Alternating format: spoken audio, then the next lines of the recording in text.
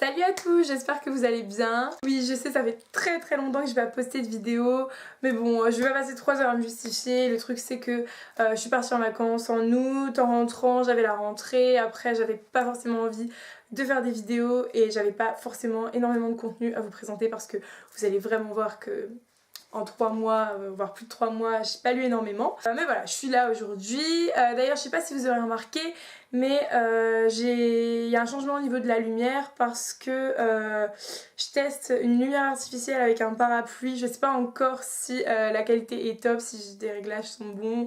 J'essaye, si vous avez des conseils n'hésitez pas à m'en donner parce que je n'y connais rien. Aussi désolée pour cette voix mais je suis hyper malade. Et pour ceux qui aiment bien un peu les voix cassées, ça peut le faire non? C'est l'intro la plus longue du monde je crois. Donc on va y aller maintenant pour mon update lecture parce que je dois vous parler de 4 livres et croyez-moi j'ai pas mal de choses à dire aujourd'hui donc c'est parti. Je vous laissais au mois de juillet en vous disant que j'aurais beaucoup de temps de lire parce qu'en août je partais en vacances. Gros mensonge hein, parce que en vacances j'ai dû lire peut-être la moitié d'un livre et donc j'ai commencé celui-ci qui est Incandescent de Colleen Hoover. C'est le tome 2. Le premier tome s'appelait Indécent il me semble. Un tome 2, c'est pour cette raison que je vais pas vous faire un résumé parce que je voudrais pas vous spoiler le tome 1.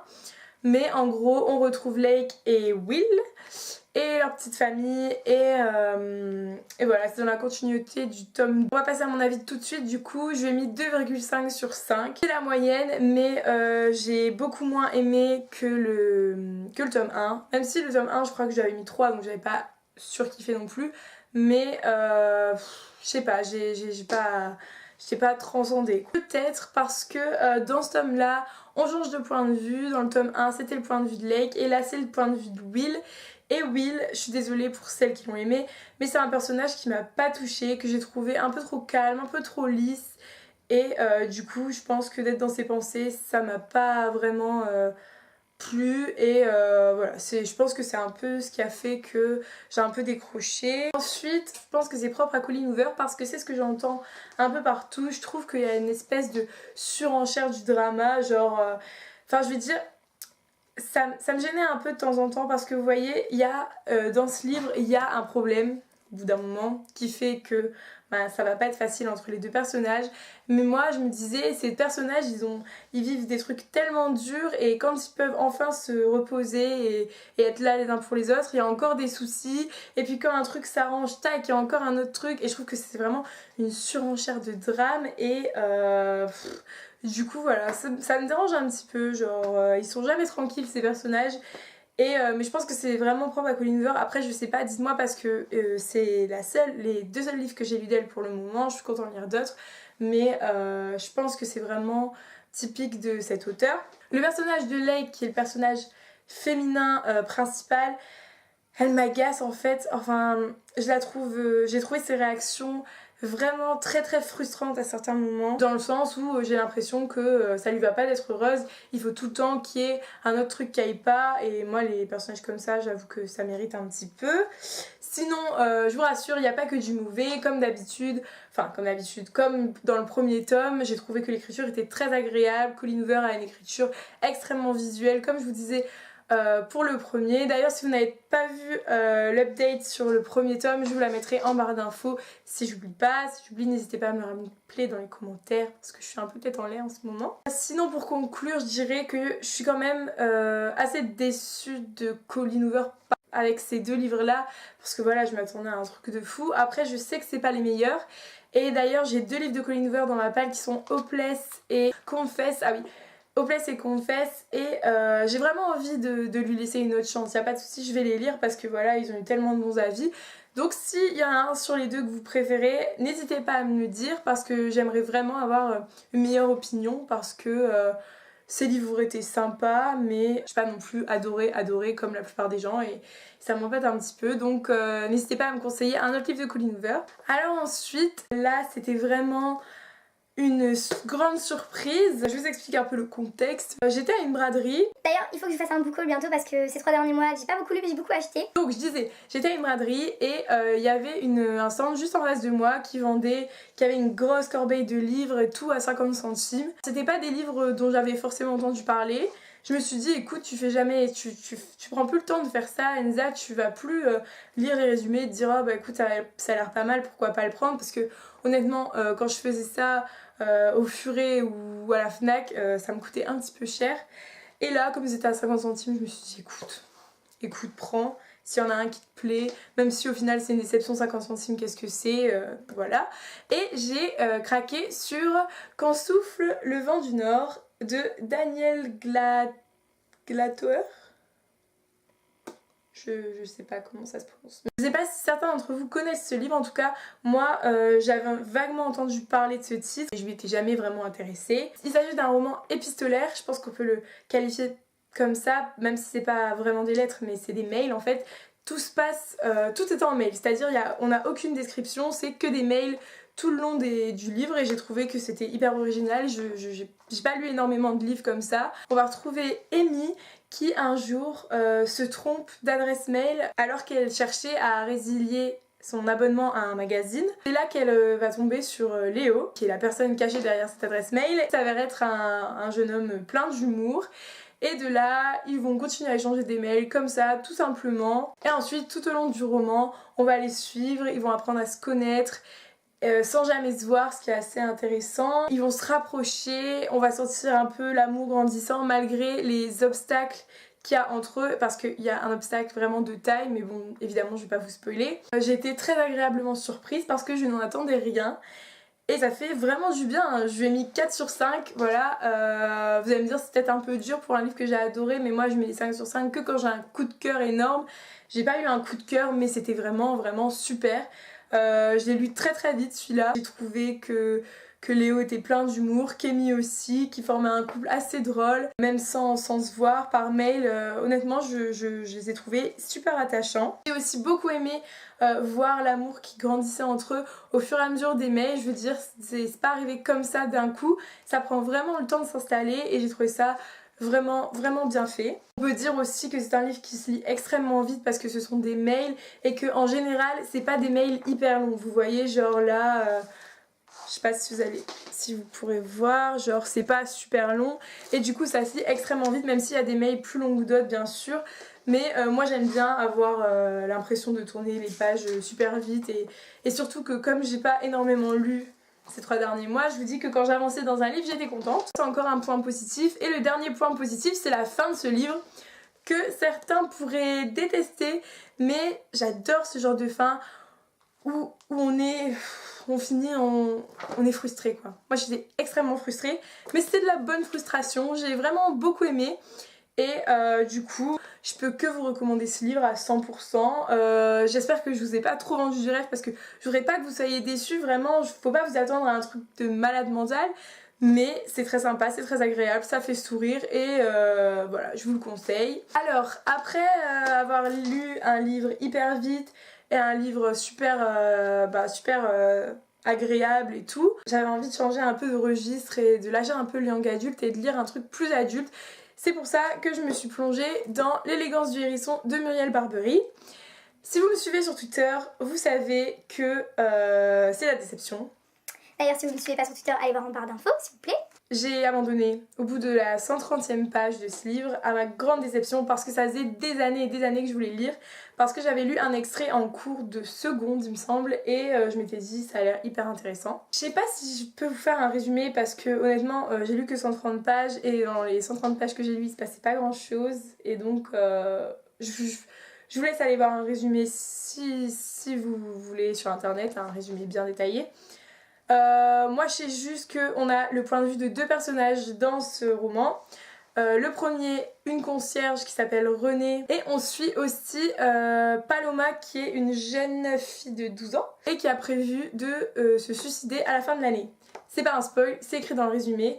C'est tout ce que je savais quand j'ai commencé et j'étais jusqu'à la 130e page et ensuite je ne pouvais plus. Je vais vous expliquer tout de suite pourquoi. Les premières pages c'était assez compliqué, je me suis sentie très bête parce que Renée, quand elle parle, on sent qu'elle a vraiment énormément de culture. Je dis d'ailleurs qu'elle est vraiment aux antipodes des stéréotypes qu'on a sur la concierge. Elle est hyper cultivée, elle lit de la philosophie, elle écoute de la grande musique et honnêtement elle parle énormément de philosophie. Il y a beaucoup de passages qu'on pourrait qualifier de philosophique et c'est vraiment ce qui m'a embêtée parce que je vous avoue que je comprenais pas tout parce que moi et la philo ça fait 3 et du coup il y a beaucoup de passages où je me suis ennuyée, il n'y avait pas d'action, enfin je veux dire les 130 premières pages il se passe absolument rien. Alors ensuite j'en ai parlé à une amie à qui je l'ai prêté après et qui m'a dit que ça commençait à bouger à partir du milieu du roman mais malheureusement j'ai pas réussi à aller jusque là. Par contre j'aimais davantage les parties de Paloma, elle est extrêmement cultivée aussi et j'aimais beaucoup la vision qu'elle avait de la vie même si certes c'était un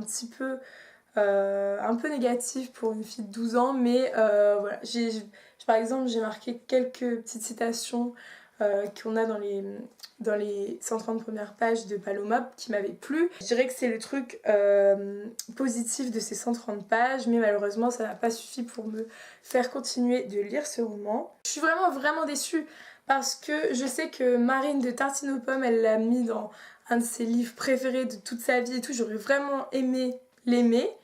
Et je peux comprendre que certains aient aimé et tout, ben, peut-être que je l'aurais aimé si j'avais été jusqu'au bout. Peut-être que je reprendrai un jour parce que voilà, je sais qu'il a plu à pas mal de monde et qu'il est très connu. Peut-être que juste en ce moment, c'est pas ce qu'il me fallait et voilà, je vais pas le donner, je vais le garder parce que je me dis que peut-être plus tard j'aurai envie de le ressortir et pourquoi pas, ça me ferait vraiment plaisir de lire jusqu'au bout.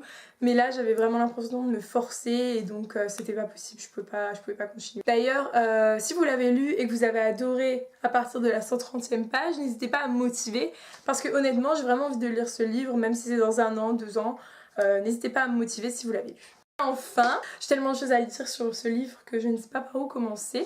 Je vais d'abord vous montrer ce que c'est.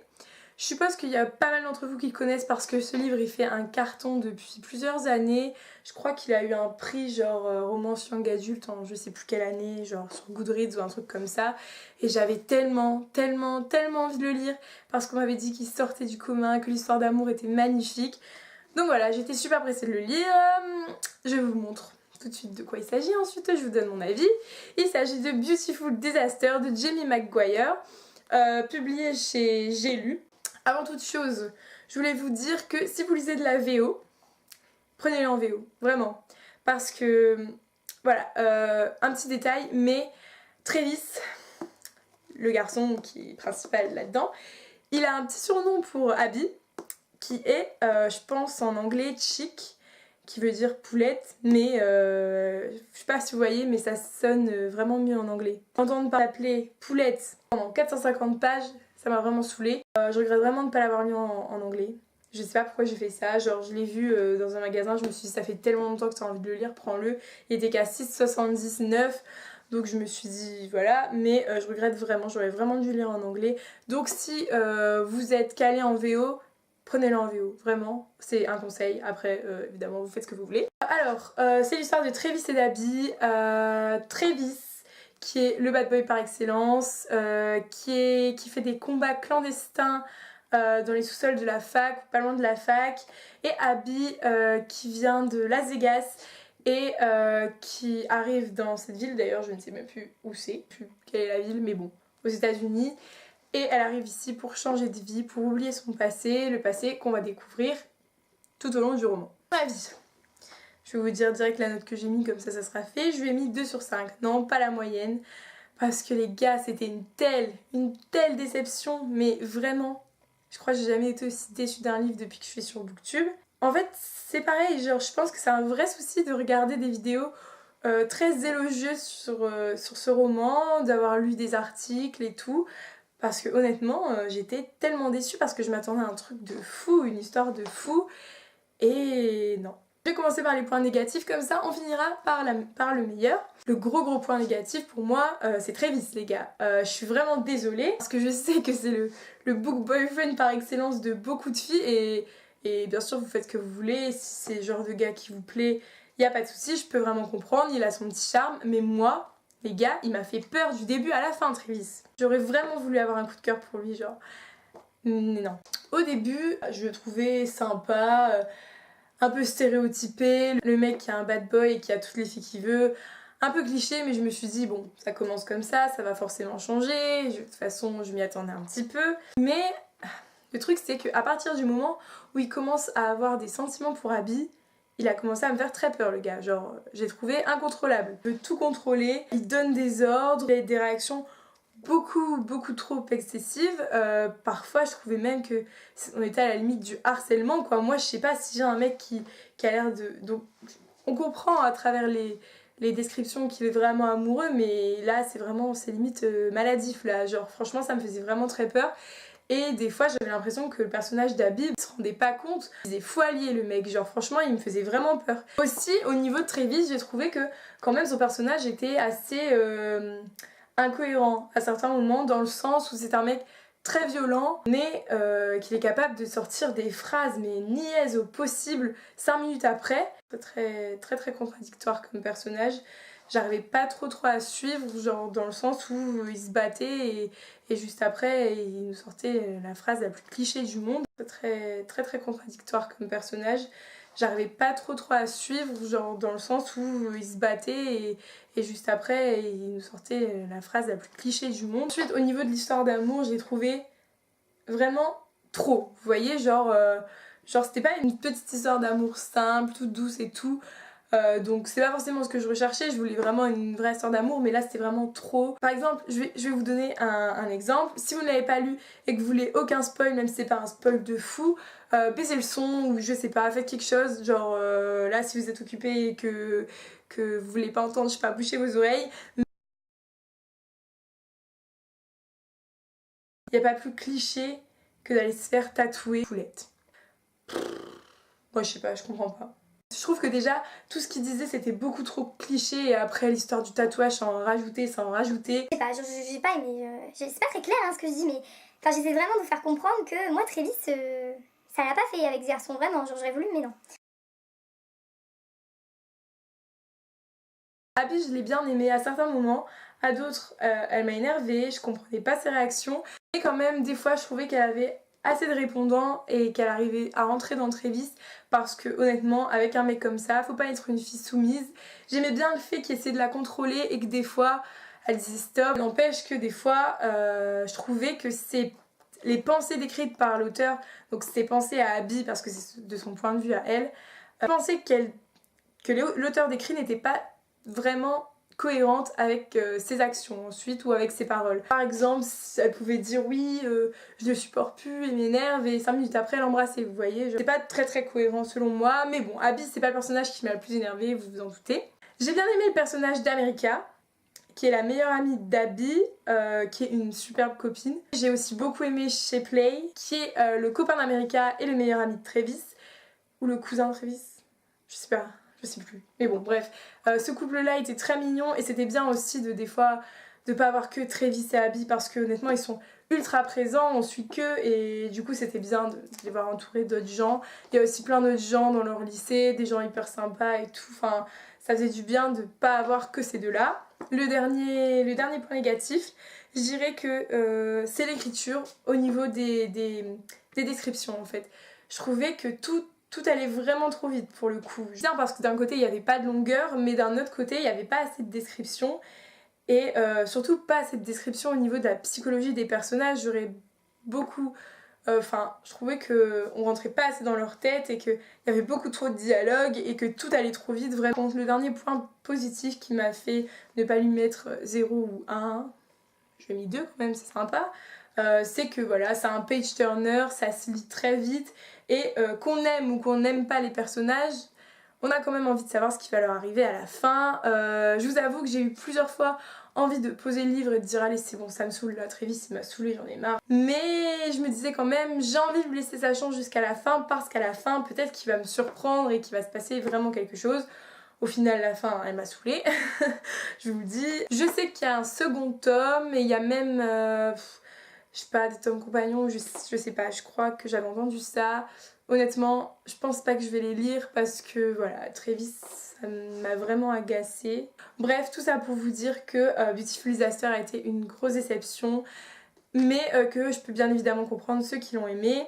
Après, je pense aussi que j'ai besoin d'un peu arrêter les romances young adultes parce que je pense que là je fais une overdose, j'en ai lu énormément et je trouve que quand on les enchaîne au bout d'un moment il y a beaucoup de choses qui reviennent et c'est ce qui fait que après je les aime moins. Je pense que je vais vraiment espacer ce genre de lecture Et c'est pour ça, ça a porté préjudice aussi à mon avis, je pense, parce que j'avais lu du Colleen Hoover pas longtemps avant.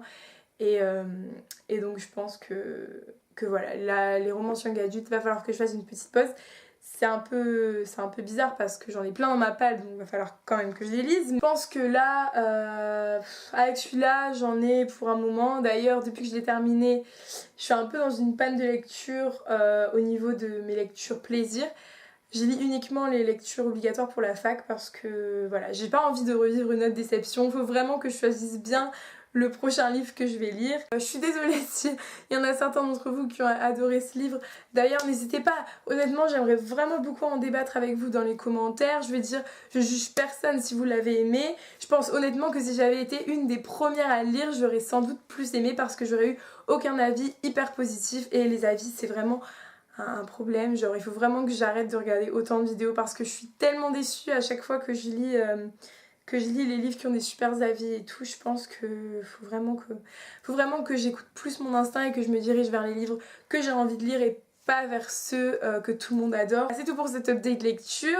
J'espère que c'était pas trop long. N'hésitez pas à me dire si vous avez lu un de ces livres, si vous l'avez aimé, si vous l'avez détesté. N'hésitez pas à me laisser tous vos avis, à me dire ce que vous lisez en ce moment, ça me ferait très plaisir. N'oubliez pas que vous avez tous les liens pour me contacter en barre d'infos. Je vous retrouve très bientôt pour un book haul, c'est promis. J'ai plein de livres à vous montrer. Je pense que c'est tout. Je vous fais de gros bisous. Encore désolée pour cette voix, c'est horrible. Je vous fais de gros bisous et je vous dis à bientôt pour une prochaine vidéo. Bisous!